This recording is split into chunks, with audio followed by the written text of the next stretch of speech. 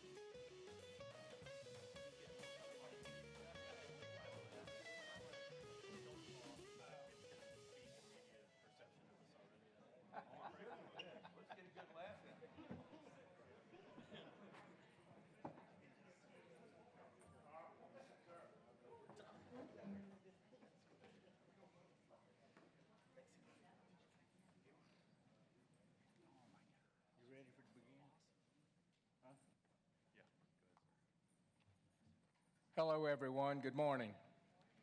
It's great to see you here this morning, and I hope you enjoyed this morning's general session on innovative transportation solutions. I did that right, pretty good. As a quick reminder, if you haven't already, please download your app, and that way you can keep up with the details, the schedule, and answer our polling questions. We're excited to have you join us today for improving the DMV customer experience. Please welcome our moderator, Marty Holman, NC DMV's Communication Director.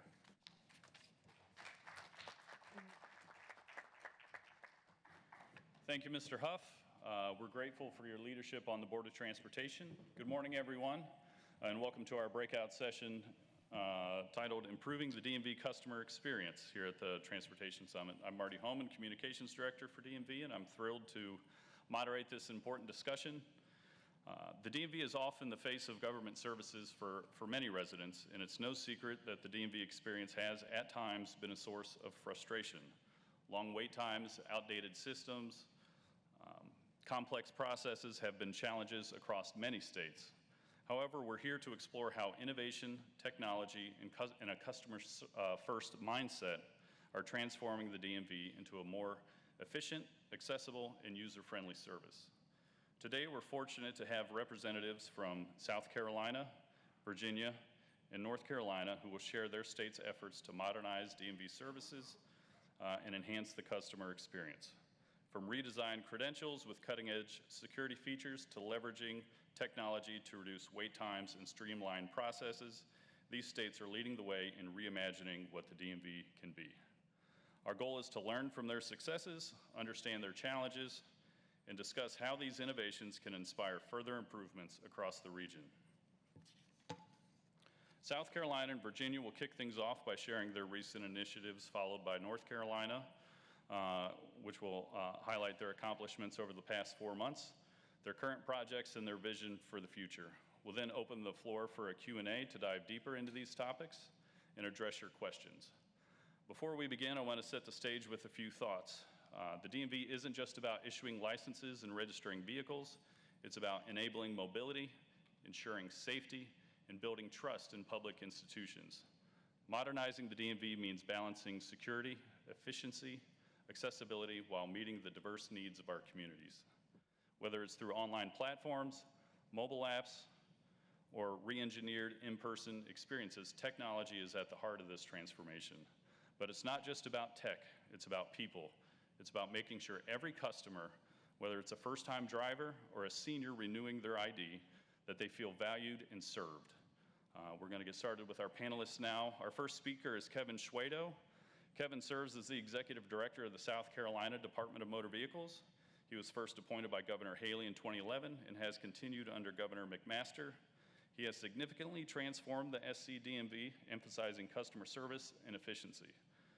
Schwedo introduced mandatory Wednesday training for staff to ensure competence and courtesy. A retired U.S. Army infantry colonel and civilian aide to the Secretary of Army, Schwedo brings extensive leadership experience.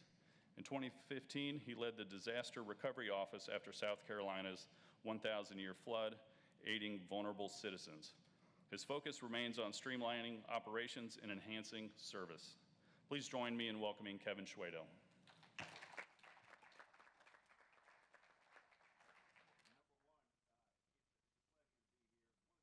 Love being here is that we don't compete against each other from state to state. And so, I think he mentioned I was an infantryman for 32 years, belovedly called an earth pig. I may offend some of you before we finish, and so I'll apologize right now. But the fact of the matter is, there is a real difference between me and the average service academy. Do I have any West Pointers, Annapolis guys, Air Force Academy guys in here? I may need to get somebody to sit next to you to translate the rest of this stuff. But the big difference between myself and her is I learned to plagiarize 4 years earlier than you did. I run around and I steal good ideas, okay? You don't have to be a rocket scientist to be good and to take care of customers. The first year that I went in there, I had zero experience in the DMV. Poor old Betty had to tolerate what I would say in public when we'd go to AMBA conversations each and every time, because a lot of times I will just say things to spark conversation. And I learn more by doing that. And the first thing I learned is I needed to go out and visit every DMV every year. I get over there. I think it's the most important thing I do. I talk to every one of my employees. I talk to as many customers as I can. And the beautiful thing, and this is the first time that I will go ahead and be politically incorrect that happens, is I run into these little blue-haired ladies at the front desk, and they tell me everything I need to hear instead of what I want to hear. And that's critically important, because in the first year, they gave me 150 tasks that I had to fix. Now, this discounted a lot that were just out there flapping, but there were 150 I literally had to fix. I didn't have the money to fix 75, but we fixed 75. You know, in Cooperstown, that gets you in the Hall of Fame as a batting average. But there are so many things to do and so few resources to do everything you need to do.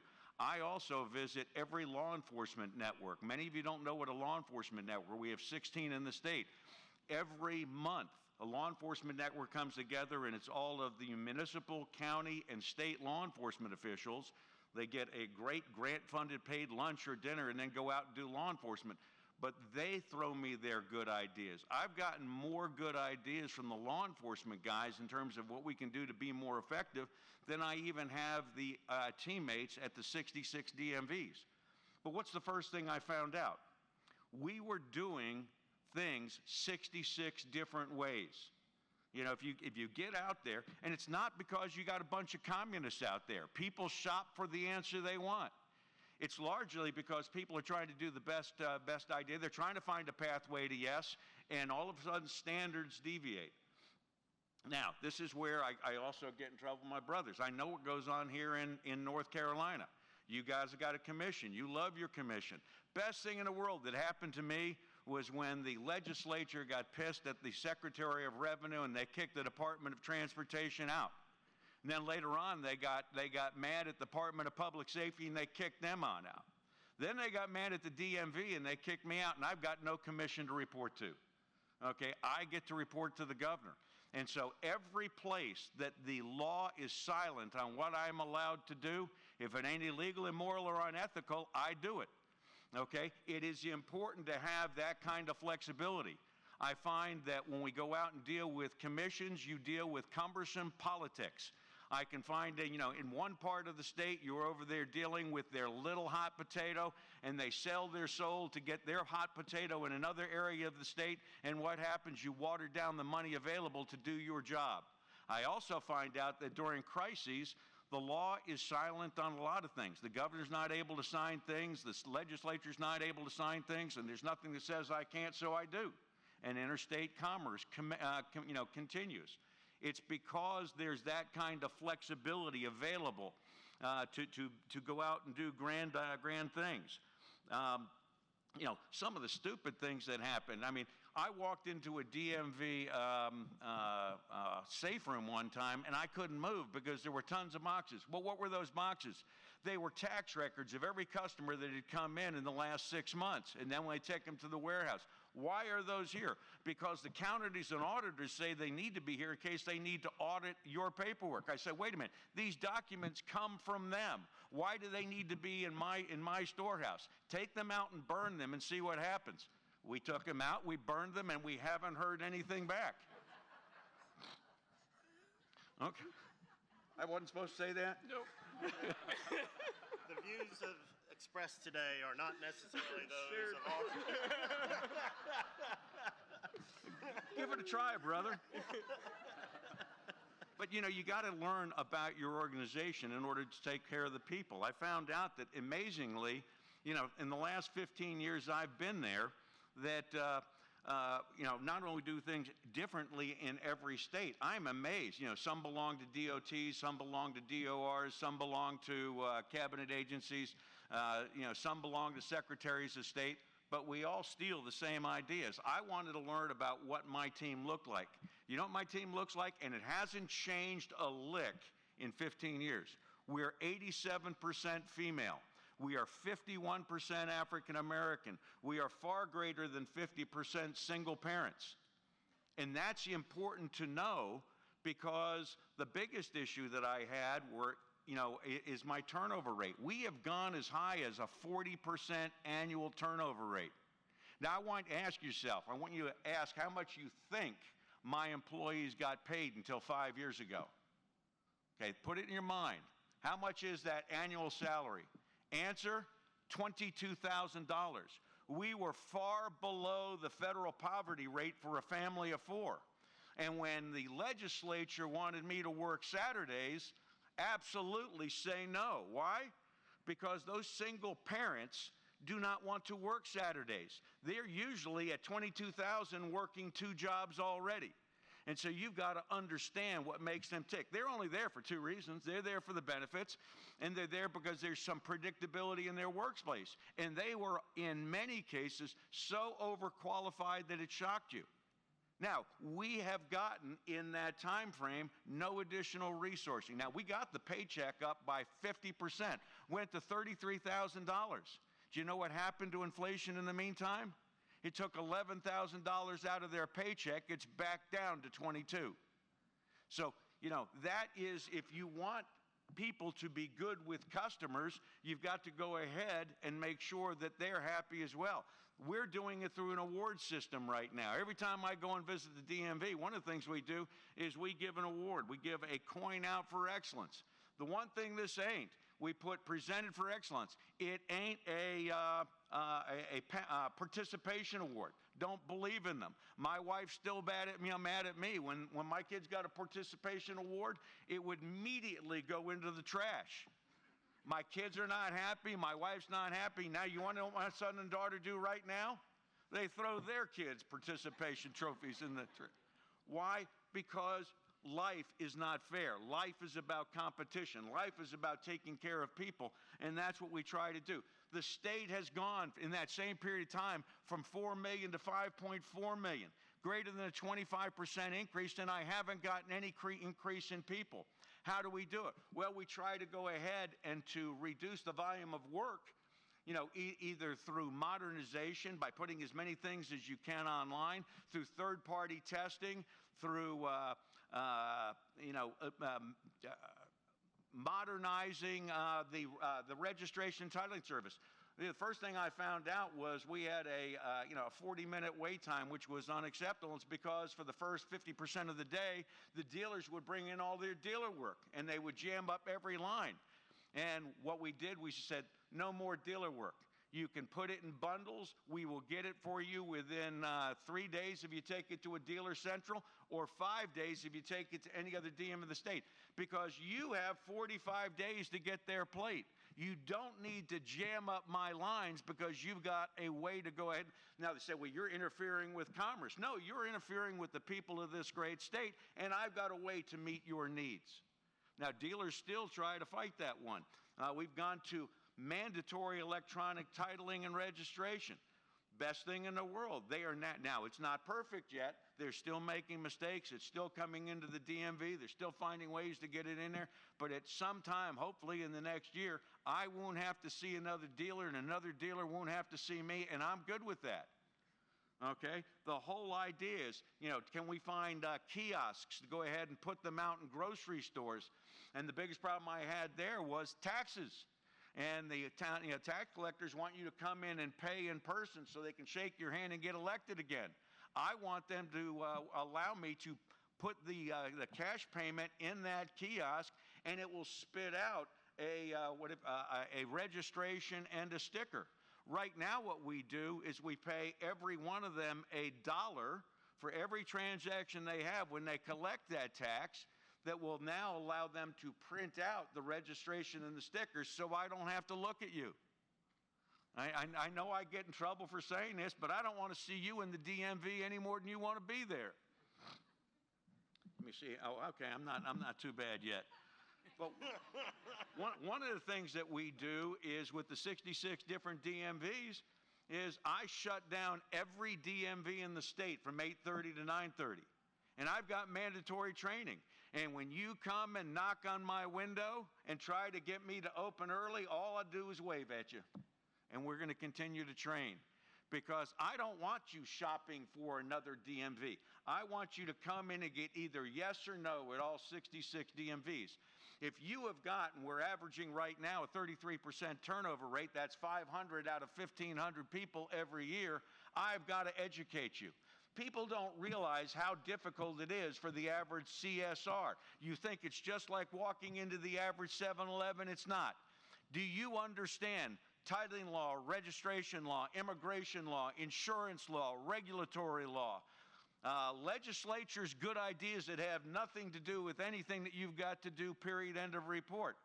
And so when you have all of these, you have to have a way to educate either a high school graduate or a college graduate that's not getting paid squat enough to go ahead and make a difference. Now, one of the toughest things I've got to do is to keep people at my headquarters to do the phone call, the phone answering, my call center.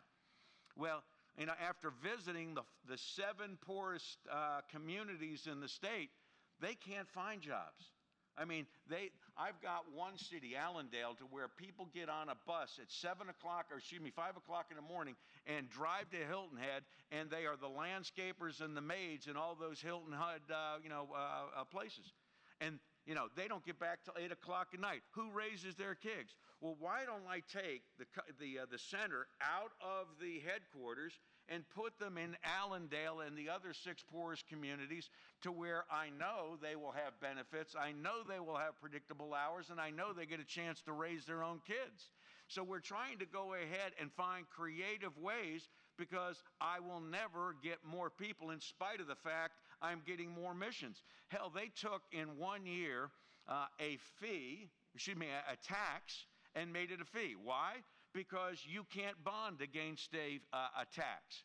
So all of a sudden, I am collecting $500 million a year in fees, okay? And I didn't get an additional person for the mission. Every good idea comes without resources, and they expect you to be able to do this, especially when it comes to the billions of lines of code that it takes to put all your good ideas into. Every good idea, everybody wants to be able to make it available at the signature of the governor. It doesn't work that way. You've got to write 6 months worth of coding and test it against the entire database to make sure it doesn't break down when you show up. It's difficult to go ahead and do. I'm using a COBOL-based technology that existed before I was born, and I'm an old fart. Okay? My coders are older than me. They're dying. We finally got the money to modernize last year, and it's a 5-year process. 1 year to write the contract, 2 years for driver services, 2 years for vehicle services, and then hope what you do is you're on autopilot. And don't think that doesn't get political over a $100 million contract, because everybody knows your job so much better than you do at that point in time. So I've got about 30 more things in here, but my time is up. So I will wait for questions at the end.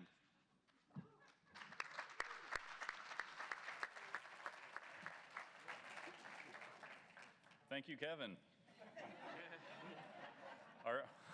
Our second speaker is Virginia DMV Commissioner Gerald Lackey. Dr. Lackey is leading a multi-year transformation at the Virginia DMV to modernize customer service and employee experiences. With 15 years across Fortune 50 companies, government, and McKinsey, he brings deep expertise in automation and innovation. He holds a PhD from Chapel Hill and in his free time enjoys training and competing with his dogs. Please join me in welcoming Gerald Lackey. Appreciate that, Marty. Commissioner Tyne, thank you for the invitation. Do I have any Tar Heel fans in the room? Damn. Oh, you're the guys without parents. I got you. How about the state fans? That's what I figured. Yeah, I was in the wrong city. I need the mic. I know you've got my back. I need the mic. Is the mic on?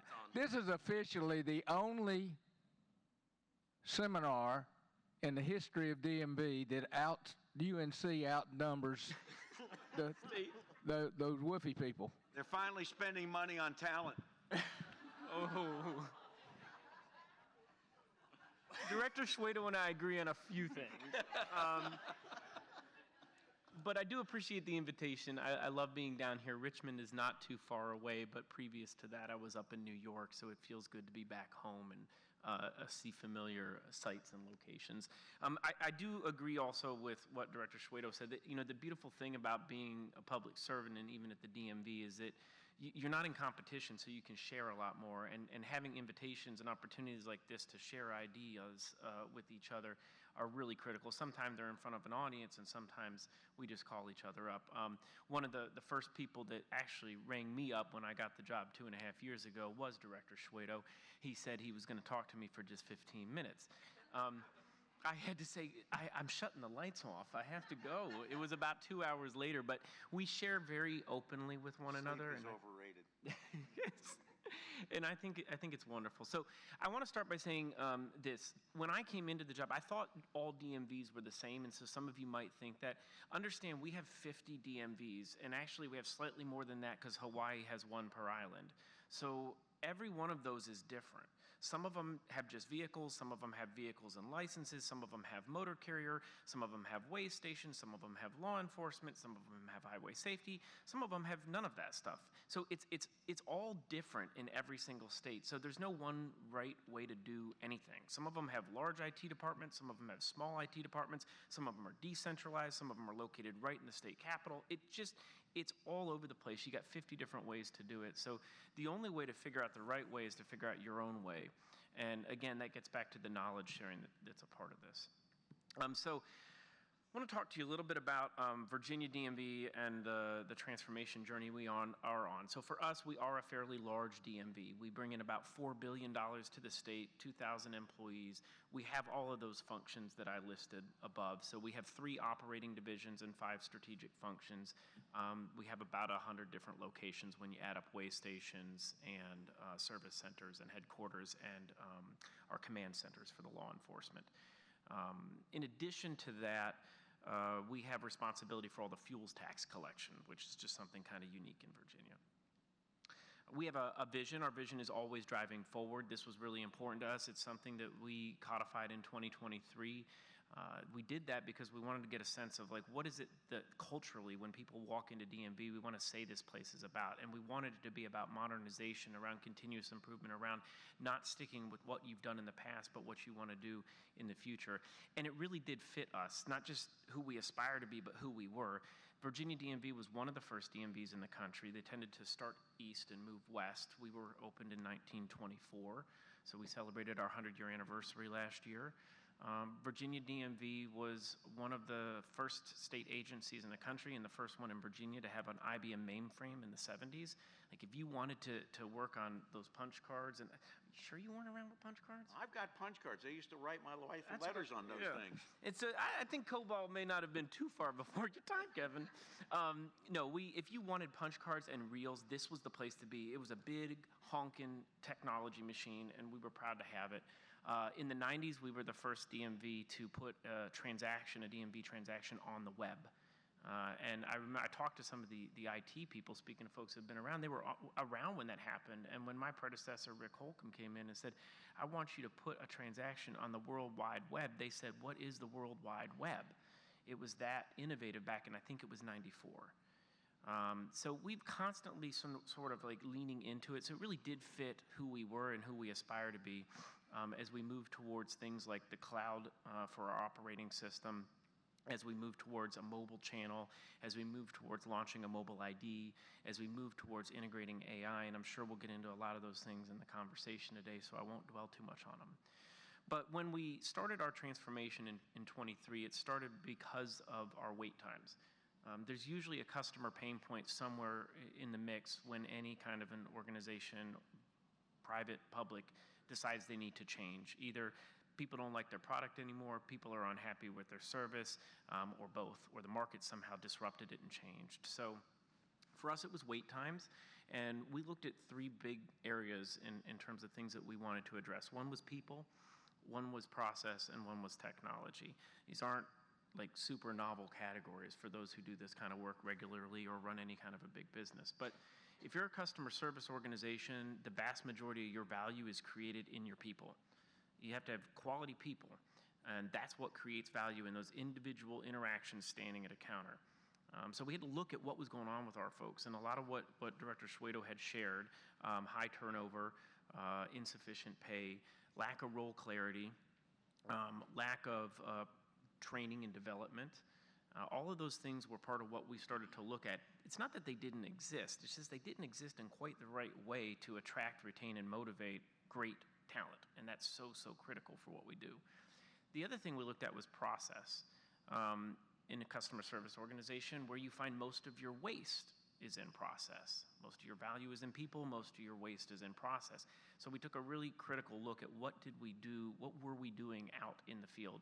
So we piloted something in our headquarters for about 3 months with some of our continuous improvement experts, and then we figured out what we called the 7 steps. And that was, for us, what worked. And we then piloted that out in 2 or 3 other locations. We have large, medium, and small centers to try to figure out, well, what variation of these 7 steps applies in large centers, like the one in Richmond, versus medium versus small. This was an empowering process. This was a process that we didn't go out with the answer. We went out with questions. And those experts worked with the people who were on the front line, those managers, those assistant managers, those frontline folks, to figure out what were they struggling with. Now, what came out of that were things like predictive scheduling, matching your capacity to your demand smoothing, trying to issue more appointments, ServCon levels, so that things flow throughout the day. If you've ever been in a Starbucks and you've suddenly seen someone come out from behind the counter and start taking orders for people who are further back in line, that's a ServCon level has been hit. Too many people are in line. They have to change their operations to deal with that demand. We have the exact same thing with floor monitors and information desk. So we did a lot of that work, and then have rolled it out now to all 75 service centers. The work is beginning in headquarters. That is the next challenge, because similarly to the field, there's process that's in the headquarters, and we got to figure out what works there. It's not going to be quite the same recipe. And then lastly, and I think more the focus of today's session is going to be around the technology. I do think we started experimenting with AI and what we call the Power Platform, which is Microsoft's product for basically digital workflows, very early on, but that wasn't our focus. I'm not a fan of building technology on a weak foundation of people and process. I think you're asking for problems. You may mask problems. You may codify things into digital workflows that absolutely shouldn't be codified because there's bad process. You may automate things that altogether should just not exist. I mean, that is just not a recipe for success. But certainly starting with the technology, don't leave it to the side, at least in my opinion. So we did start experimenting with AI in specific areas that would be very beneficial to us that were time intensive. Auditing was one area. We have a naughty plates list. Believe it or not, you got one of those too. People put bad things on their personalized license plates all the time, and most of us aren't in tune with the latest lingo to figure that out. We had a committee, reviewing these things manually, and AI can vastly improve those sorts of things. We had somebody put Go Pack on theirs. Oh, yeah. Oh, my microwave. So, we did experiment with that, and then we slowly picked the processes we thought would benefit the most from digital workflows and metrics and things like that, and started them. And we, of course, did start, like many other states, a mainframe to cloud migration, and I'm sure we'll also get into that, so I will not dive too deep into that. At the end of all this, we did have a really good year in 2024. That was the end of 2024 was 18 months into this. I don't have all the numbers for 2025 yet, and I haven't reported them out, so I didn't bring them down here to tell y'all folks before I told my own governor and General Assembly members, but they're very good.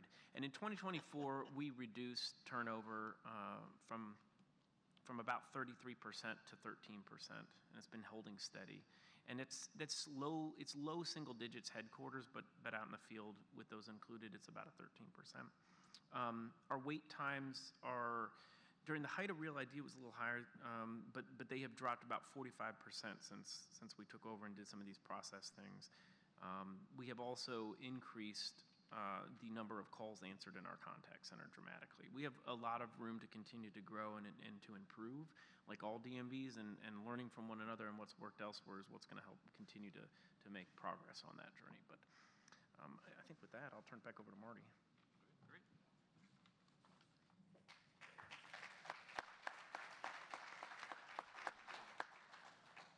Thank you, Commissioner Lackey. Our final speaker is North Carolina's new DMV Commissioner, Paul Tyne. Tyne was just appointed as Commissioner in May and now oversees the daily operations of NCDMV. He's tasked with improving customer satisfaction, addressing staffing challenges, and shortening wait times at DMV offices. He's owner of an insurance agency in Kitty Hawk. He previously served 2 terms in the State House from 2013 to 2017. While at the State House, he wrote a strategic planning process for DOT that became law and co-wrote legislation to create the North Carolina Department of Information Technology. He was the co-chair of the Transportation Appropriations Committee, served on the Joint Transportation Oversight Committee, and also served on the Board of Trustees at Elizabeth City State. He's got a bachelor's degree from James Madison and an MBA from Chapel Hill. He and his wife, Whitney, reside in Dare County with their 2 sons. Please join me in welcoming Commissioner Paul Tyne. Thank you very much. Gentlemen, thank you so much for coming and bringing your ideas here. And I took a few notes, so I appreciate it. We do learn from each other. I at least learn from you all. Being the new guy, I put notes down so I could stay in my lane, Shwedo. But if you go ahead and switch it over to the next one here. Basically what I want to talk about is the 3 phases that I've approached this job and my team has approached this job. Basically the first phase is the first 100 days or so of looking at exactly what fires we were facing and what exactly we had to do most immediately to address the myriad of issues that we had. And during that process, we developed about 120 different projects that we knew that we needed to take, similarly to what you were saying before. And so now we're in sort of the more, and I'll talk more about that first phase, but we're now in the more disciplined arena of making sure we're hitting the right things first based on people, processes, and resources that are available to us to be able to make the highest impact with the least amount of time and resources. And then, and we brought in EY to help us with that, to build out capacity. We, similarly to you all, it's, there's not that middle management group that you think is there, and if you're looking to cut waste, that's usually a spot you look. Our middle managers are doing the exact same job as the people next to them. So it's hard to tell the difference between our supervisor and the person that's actually doing the job. And so we brought in EY to help us out with that and make sure that we built out capacity to be able to meet these different challenges. And then the third phase is what we're doing more long-term around our strategic plan and our modernization effort. So in the first, first 100 days, obviously, as the media is right to point out, we had long lines, and it was the heat of the summer, and it was very concerning to me that we might have a medical issue that was significant, and I wanted to take care of that as quickly as possible. So we did 2 things. We had set ourselves up for failure. We had full appointments until noon, so people would get in line earlier in the day, stand there for hours on end, wait through all the appointments. Then we went on a staggered lunch. Then we'd serve those people who had been there since the very early morning. So we created a dual path where we could take in folks, walk-ins at the same time by opening up appointments that were being turned back in. We stopped those and allowed people to start walking in. And then we worked with our queue system to be able to change that to put your number in so you can receive texts and go wait anywhere. So we got people out of our lines. We obviously had a lot of inconsistency because it wasn't, change was not part of our culture as an organization. And so we didn't have an infrastructure for implementation available to us. For example, we have 115 offices in North Carolina that are just driver's license offices. And we have 10 managers that are there to do all the HR, all the hiring, all of the scheduling, all the movement of people between offices based on people calling out, et cetera. What they weren't there and capable of doing was coaching and compliance to make sure that we did things the right way every day. So we used the media. We used people calling in and telling us, I'm sitting in line right now at this DMV, and we would send out people from our central office to get out there immediately and see what we could do to teach them the right way to move them through the process. We also brought in lots of volunteers, students who worked over the summer to do triage because we knew that that was a way that we could clear our lines quickly and then have them ready to be served when they came in. And so we worked with them, and then we extended our Saturday hours as well to be able to meet people where they were. One note on Saturday hours is I want to thank our personnel. You were talking about the profile of our people that serve, and they've been unempowered for a long time in North Carolina. And these people, we sent out a survey to see who would work on Saturday, and we got people inside, we got people outside that agreed to come and work on Saturdays for those extra days. So they were all doing 6 hours, often 7 a.m. to 5 p.m. during the week, and then again on the weekends. So this wasn't, an additional workforce that we had available to us. This was people knowing that the service to the people of North Carolina was important, and I want to point out that because I think our people on the front line are truly underappreciated today. So that was the main focus: get people out of lines as quickly as we could. And then the hours. So if you go to the next stage there. Oh, okay. All right, so basically these are some of our major projects that we're doing right now. The legislature was kind to give us some additional personnel. We have about 40 positions, and then, well, it's in stages, but we have roughly, we had 16 that were still left over for examiners, and then we had 24 for new offices and about 40 for existing. And when we build these out, that'll just give us one person per terminal. That doesn't allow us for sick leave and vacation and all those other things. So we're still not where we need to be, but it's certainly better than where we were. And our response and the governor's response was immediate. And this wasn't put out publicly, but the governor said, you need to hire these people in 30 days, which is unheard of inside of state government and in government in general. It's difficult to do that. And I will say that mandate allowed OSHR and Commerce to come together and help us and assist us. We did job fairs all over the state. We were interviewing people right there after we screened them up front. And there'll be an announcement tomorrow or the next day from the governor with the exact number, but we have moved mountains, and I think you'll be very pleased with that because when the legislature gives us resources, we're going to put them to work. We're going to put them to work fast, and we're going to put them to work in a way that we can measure the results of that investment to us. New scanners, similarly, I've gone to 70 some offices at this point of our 115. I committed to do that in 6 months because the California governor had said he did his entire place in 1 year, and then I met him and he said it took him 2 years. So I'm a little mad still, but we're going to hit those 115. But one of the first day that I went to my first office, I said, tell me what I need to know. And they said, well, these scanners are slow. And I said, well, what does that mean? And so we went and they explained it to me, and the upload times were slow because it was scanning too big of a picture. It was slow mechanically. It didn't do both sides. And we got several different scanners that were on the market, tested them, time versus the other ones, realized that, and then translated those times saved into how many additional issuances we could do on a yearly basis, which is how we approach each and every different project that we do. So on that one is roughly 95 to 125,000 additional transactions that we can do. We're outsourcing some of our road tests. When I came in, we had already been authorized to allow our commercial driver's schools to provide the road tests to our students that are coming in. We worked with the legislature to help us reinvigorate that because we had waited too long and had to go through the long, arduous process of rules making. They enabled us to go ahead and implement it immediately. And we should have our first test by the middle of September is our current estimate that's being done outsourced, which saves 12 to 18 minutes inside office with each one of those.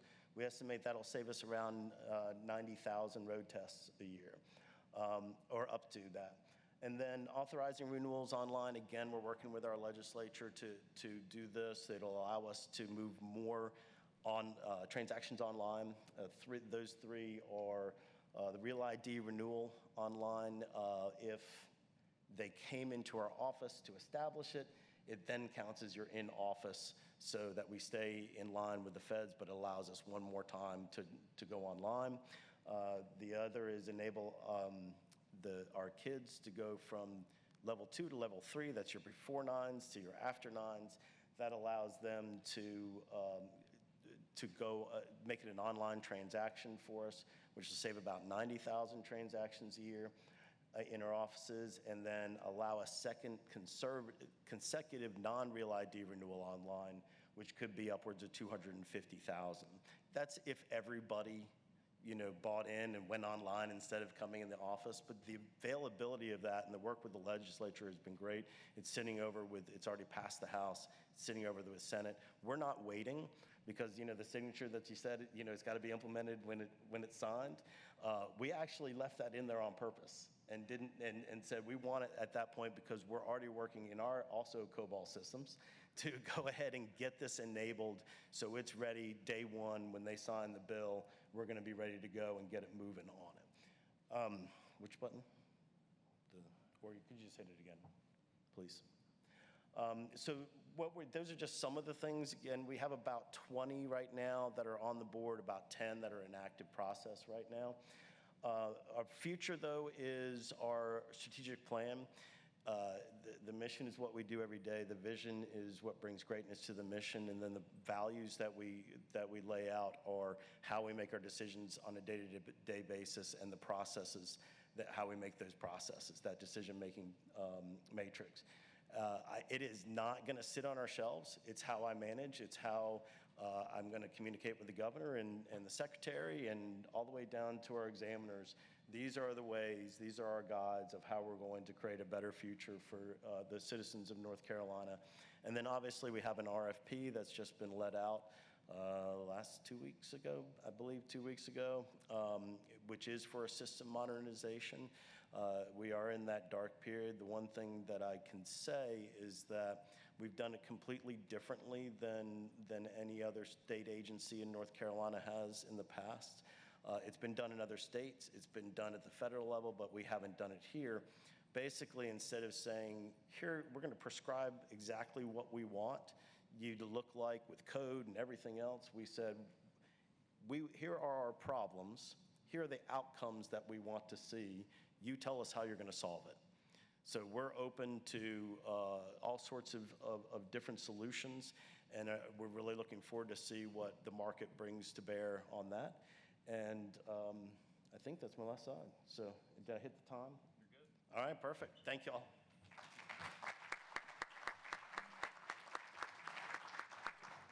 Thank you, Commissioner Tyne. We'll now move to some questions that I've prepared. The first one's should be a fun one. So DMVs have been subject to much scrutiny. It's a tough job. What made you interested in the job in the first place, and what keeps you coming back? We'll start with you, Kevin. When I got out of the Army, I thought I was going to retire. And I got a phone call from a lady by the name of Nikki Haley.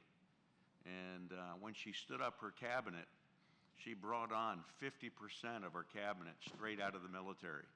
She wanted individuals that could take initiative. But the first line that she told me was, I expect in everything you do to keep it apolitical. You're not a politician. Your job is to serve the state.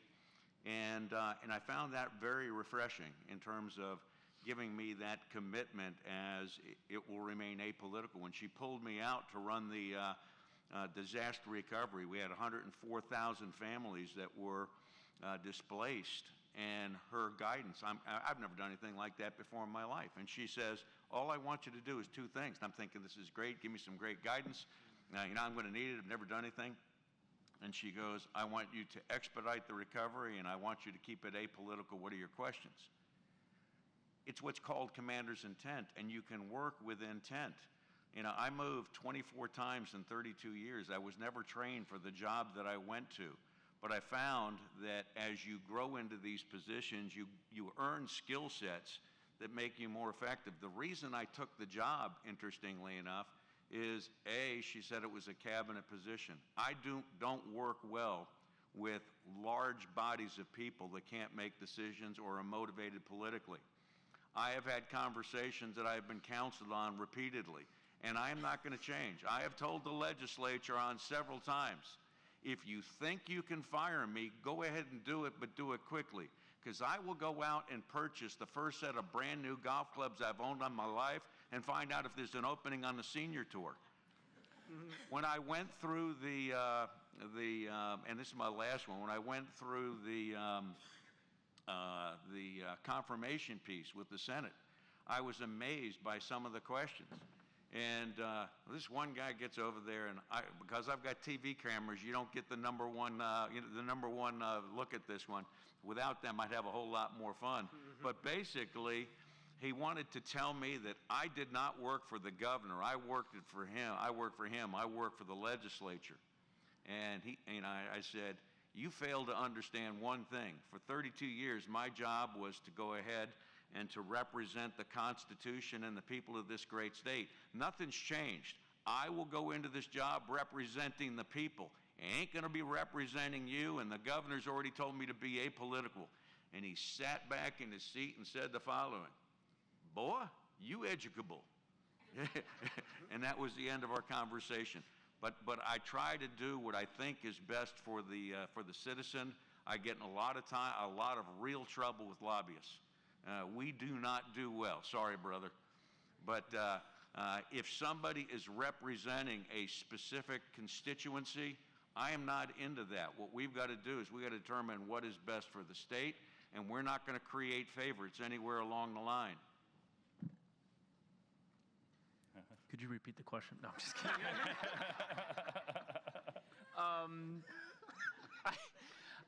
I got asked. My whole career's been in the private sector outside of being an academic for a brief period, and I was not looking, is the short answer, to go into public sector. But I did get a call from a former colleague of mine, who was with the current Youngkin administration, and said that he thinks I should really take a look at this opportunity. And I'll tell you, I feel blessed to have done it. I say this a lot when I talk to my folks and others, that this will probably be the most important or impactful role I'll ever have. Being called to serve, I wasn't in the military, wasn't in the Peace Corps. It's the first time I was called to serve the public. I go home every day. I work about 80 hours a week, I would say, easily at this job, and I'm sure that others can attest to that. But I'm not chasing a bonus. And in the private sector, one of the things I kind of realized was I was always chasing a promotion or a bonus. And here, it's purely chasing impact. And that's something that I know that I feel really good about. And at the end of the day, when I see my employees feel good about what they're doing, when I see my customers, a lot of them call, about 2 out of every 10 are compliments and 8 are problems that I need to help solve. But at least I know I've helped them solve that problem. And I really appreciate the compliments when they come for the work that all of my people are doing. So I guess the short answer is I didn't expect to be called to serve, but I was proud to do it, and I'm really glad I did it. As you mentioned earlier, I was an insurance agent, and I looked to lower my stature, so I went into politics. And then I looked to lower it further, and I didn't have time to go to law school. So I went to DMV. No, this is the best job I have ever had. It is impactful. Every single person that comes into this state from outside or as a kid first dealing with government, we are the ones that they meet at the front door. And it's a wonderful chance to wake up every day and make something better and impact people's lives, not just those citizens that we serve, but also the people that we work with. And last Friday, I was in one of our offices, and there was a gruff man at the front that was sort of one of our employees, and he was sort of putting in, helping somebody with a kiosk. And I was like, oh, I'm going to have to, talk to him about, being a little bit more open with our customers.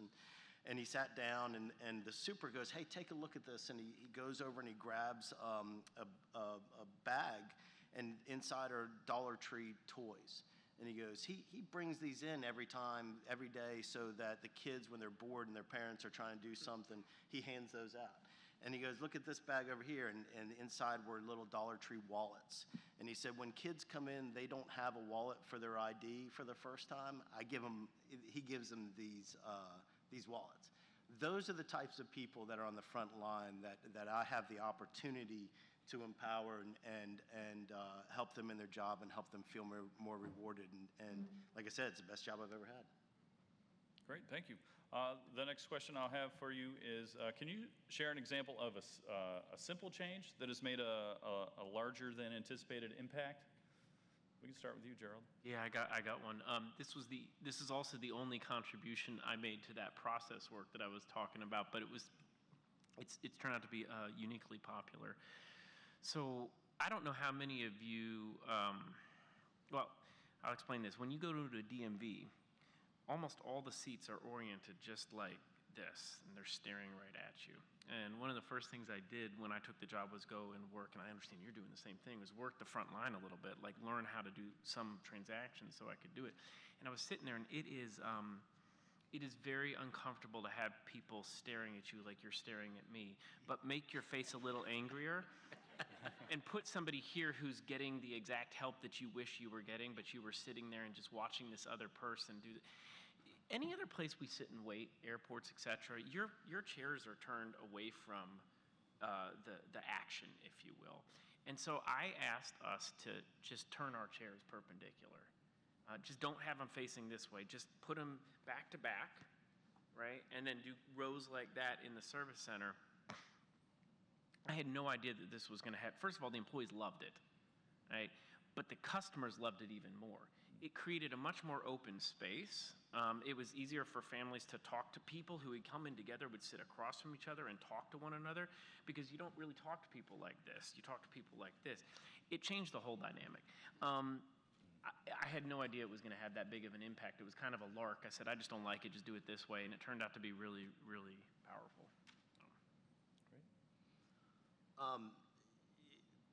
Data is just critical, right? And when I came into the job, I didn't know how long our wait times were, which sounds like a really simple thing to know, right?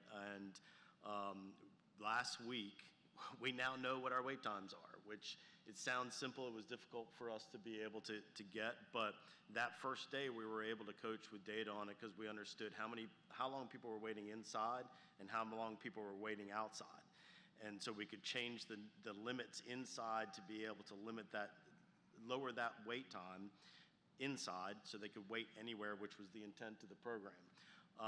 So, just having like basic data and focusing on the right KPIs allows us to be able to move things forward very quickly. And it, the complicated part was somebody, not me, but somebody at DIT overlaid AI to it to make the really simple inquiry to be able to, it writes the code to find out the data, right? So it ends up being complicated, but the KPI itself is just wait times, just being able to know and understand your wait times, and it's already changing how we coach and how we implement some of our changes.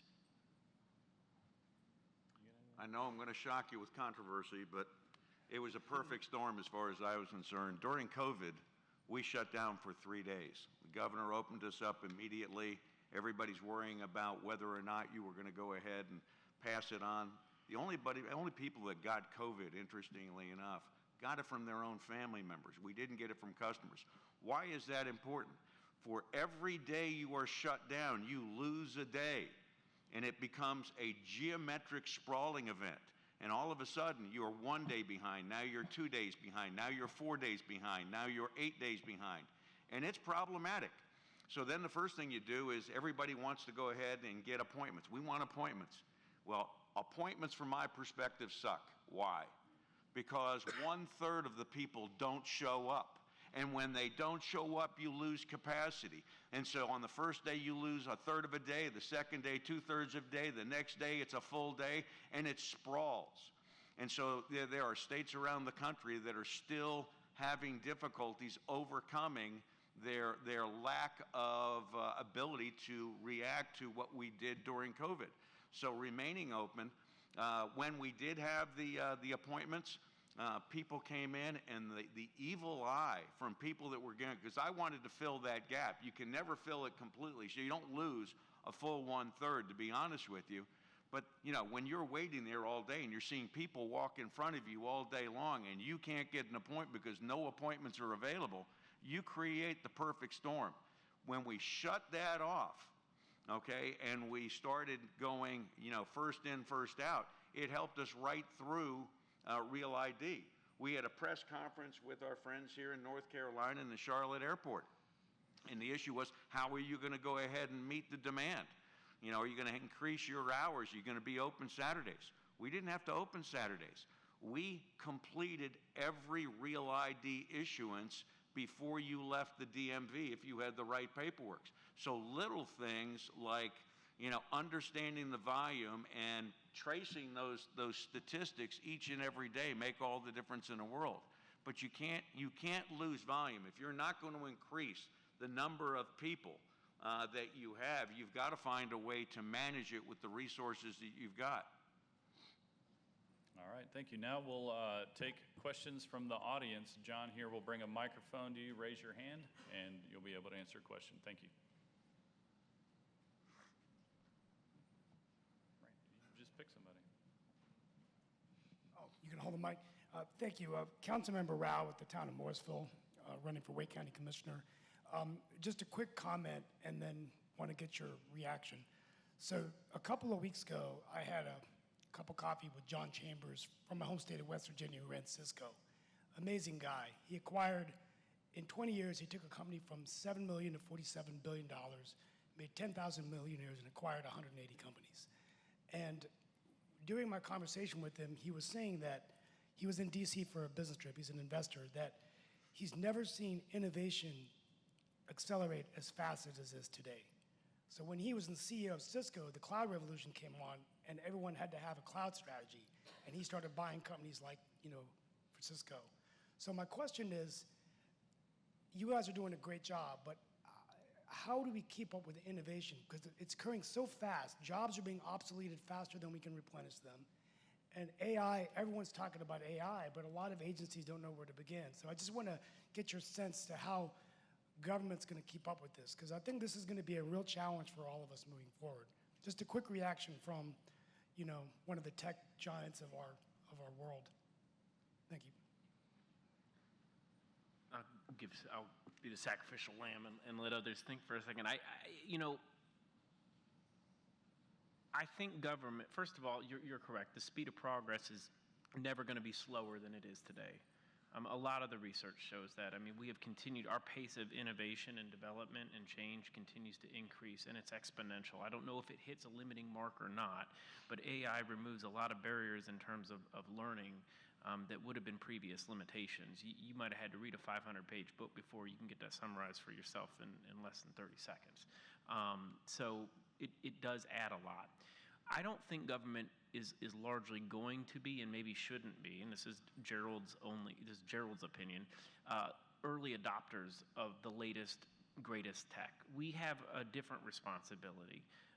We have to provide great customer service, and we also have to make sure that we're keeping people's private information private and reducing fraud. That requires us to know more about the technology we're putting in place and ask questions that maybe private sector companies don't have a mandate to worry about. But, we go back to my mission, safeguarding lives, securing identities, serving the motoring public, and in supporting industry partners. One of those is securing identities. That's equally as important as serving the motoring public. So I think we should be fast followers.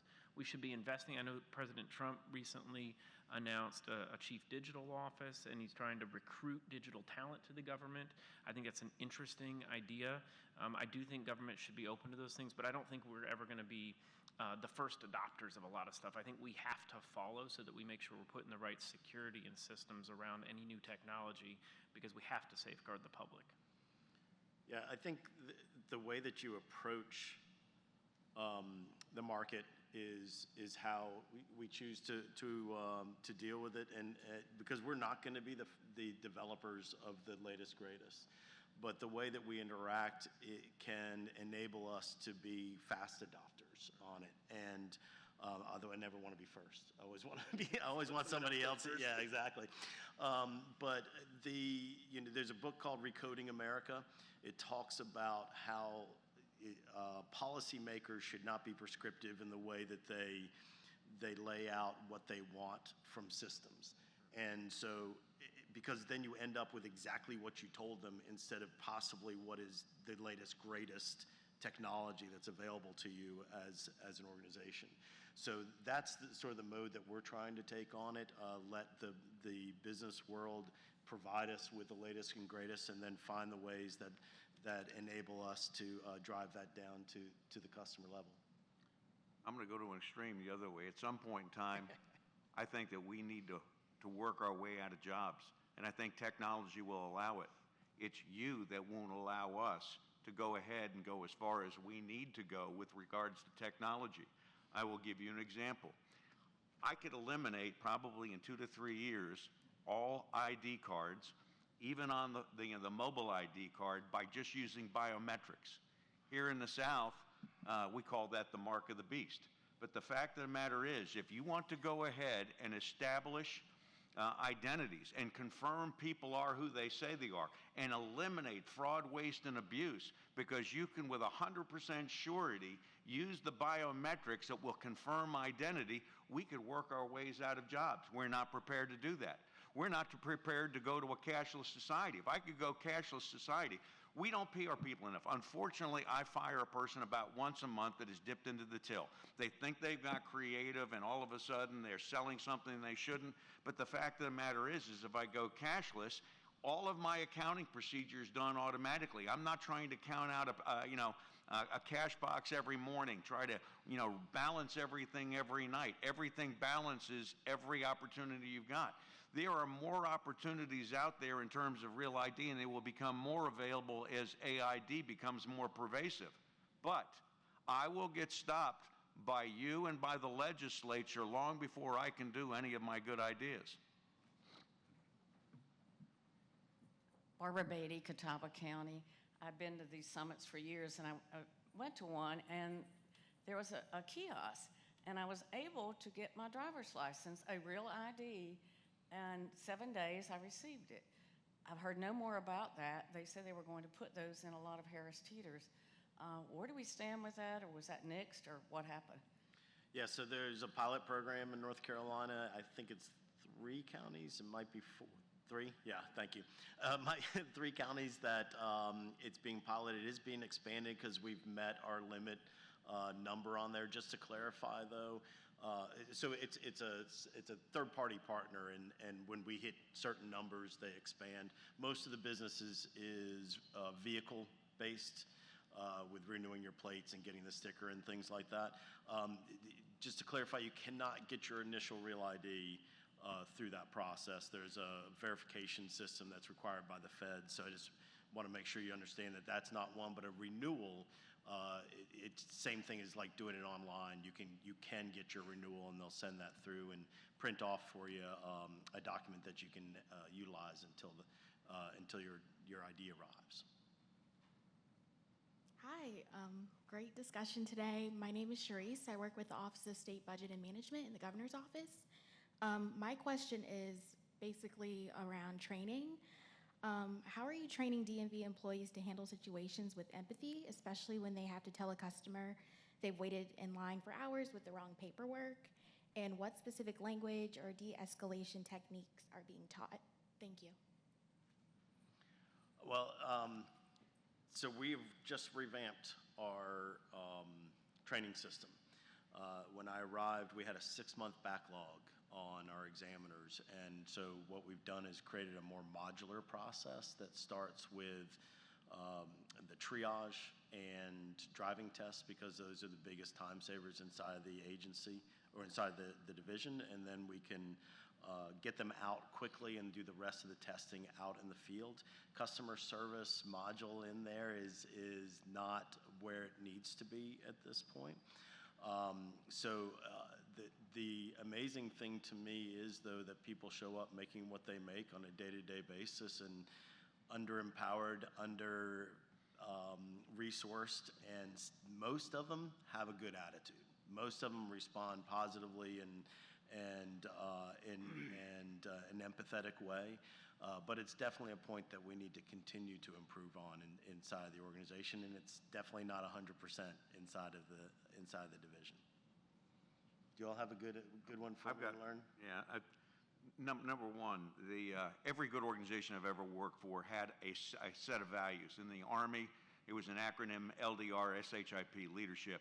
Loyalty, duty, respect, selfless service, honor, integrity, and personal courage. You expected every soldier to have that, and if not, you got rid of the soldier. In the DMV, after I visited for the first year, we came up with 3 values. I wanted to keep it fairly simple, and I want every DMV to employ it. I expect you to be competent, I expect you to be committed, and I expect you to be courteous. Courteous is where you're going.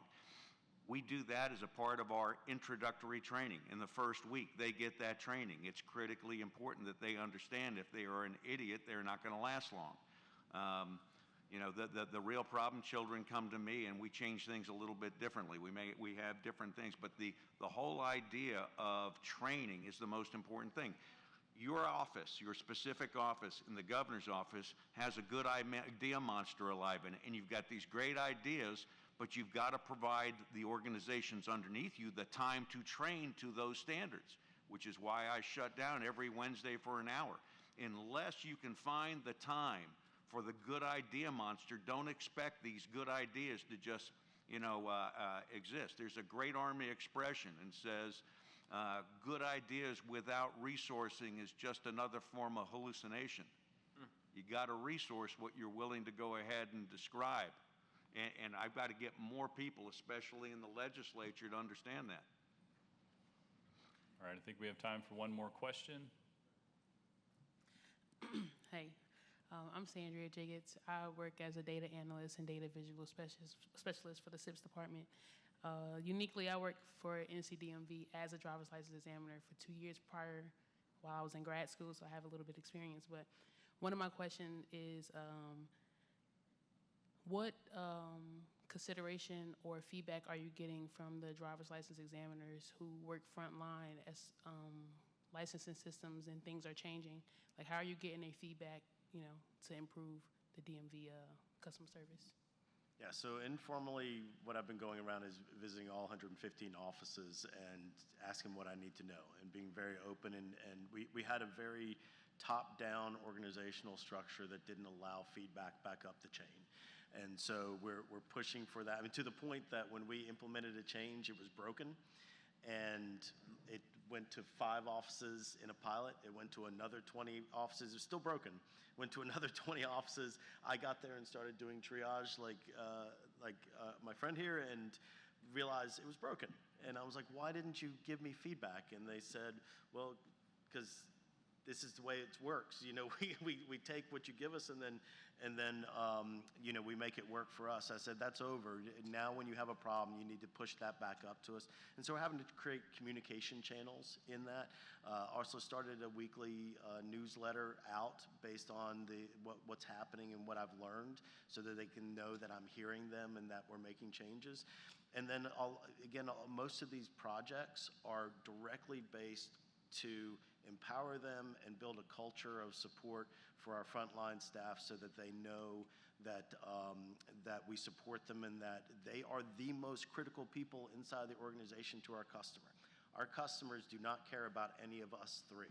They only care about the website and the interaction they have there, the phones, the people who answer the phones and talk to them, and the people that meet them at the offices. So that's the only reason that we're here, is to support those 3 folks. 3 sets of people, or 2 sets of people in one system, so that our customers have the best experience that they can have moving forward. And so we listen to everything that they say and respond back. Either we can do it and we're moving forward, this is how we're going to do it, this is our time schedule, or this is our limiting factor that doesn't allow us to do it. Let's try and problem solve and figure out other ways that we can address the same issue. I'll say, creating a speak-up culture, like I think Commissioner Time was talking about, it's really tough. It takes a lot of work and a lot of different approaches. One of the things I'll just add to the mix, in addition to what he's talking about, was we do a monthly, it used to be weekly, but now it's monthly survey of the service center employees. The feedback for that survey only goes to the manager of the service center and the district manager above them, because it's not it's not meant to suck the ideas up to my level for me to look at them and come up with brilliant suggestions on how to solve the problems. It's really designed to be a feedback mechanism for the local leadership. A lot of things do get resolved that way, but what we spend time with those leaders, the district managers in particular, saying is like, when you see a problem that you don't think can be solved within your district, we want you to bring it to your regional leaders. That was a new role we created. Those regional leaders are then empowered to bring it and put it into a prioritization process that we run every 90 days. It's our planning cycle. That prioritization process allows us to address more systemic things, whether that's, a pay issue, whether that's a policy issue, whether that's, anything that they can't fix at a local level. There's a release valve at the regional level to get it to us so that we can take a look at it, prioritize it amongst the other things that we're doing. And there have been examples where, I know we're out of time, so one quick example you can't fix locally was vacation or time docking. Turned out the system was really complex for how people kept time, and what kept happening is people were getting docked time. And these are people living paycheck to paycheck. The system screws up and accidentally pays them for time they're not supposed to, and then we rip it out the next paycheck at $500. Well, now they can't pay rent. That was a problem they couldn't solve at a local level that had to get risen up to the regional level, and once we were made aware of that, it had been going on forever, we were able to take the appropriate action with 3 or 4 other agencies, but that was a big problem that needed to be solved at a big level. Let me pile on here. Number one, most people misunderstand examiners. We want you to pass. Why do we want you to pass? Because we don't want to see you again. Okay? And so, everybody thinks that we're out there to go ahead. We have people that will show up at 4:59 trying to get a pass to come in, and now you've got to stay later to accommodate them. The only thing that I have appointments on is driver's tests, and we have them from 2 o'clock to 4 o'clock, and then we stop them thereafter so I can get the examiners home at night. But it's very interesting. Number one, examiners didn't like it, but we recertify every examiner every 3 years because I want there to be a standard at all 66. We have increased the pay for all of the examiners because I want people to be examiners and they should be compensated for getting on the highway. I've got 71 different scenarios in here that I got from examiners that you would not believe in terms of what they put up with. I could ask you right now, what the worst thing that ever happened, you'd have them in stitches because it's so bizarre. But we also go out and audit them. They don't even know we're coming. I want to see that they're training and expecting to a certain standard. The other one that they don't like is I put cameras on them now. Now, they don't like cameras because they think we're going to use it against them. You know where it's used about 90% of the time? Entitled mommy or daddy tell us that we need to retest them because their child couldn't have done something wrong. And you show them the you show them the camera, and here's a kid that is doing a left on red because mommy always does a left on red. I can't make this stuff up. So cameras support what we want to do, and it comes from the good ideas you guys have for me. So there are so many things I could talk, but the one story would just knock your socks off in terms of my best examiner story. All right, I want to thank each of our panelists. Discussions like this are so important as we continue working to improve the DMV customer experience. We appreciate each of you sharing your thoughts and experiences with us today. I'll now invite Mr. Huff to give some closing remarks. I'm going to be escorted out of here. I get it. Thank you, Marty, and I do want to thank this esteemed panel of Tar Heels. Really appreciate you guys being here, and thank you all for being here. A couple of months ago, Commissioner Tyne presented to the DOT commissioners, and we knew at that point in time that we had the right man in place, the right man that could make the kind of hard decisions on a business-like basis to fix the problems at DMV. And everybody knows that there are plenty of them, but we got the right man on the job, and thank you all. Lunch is served.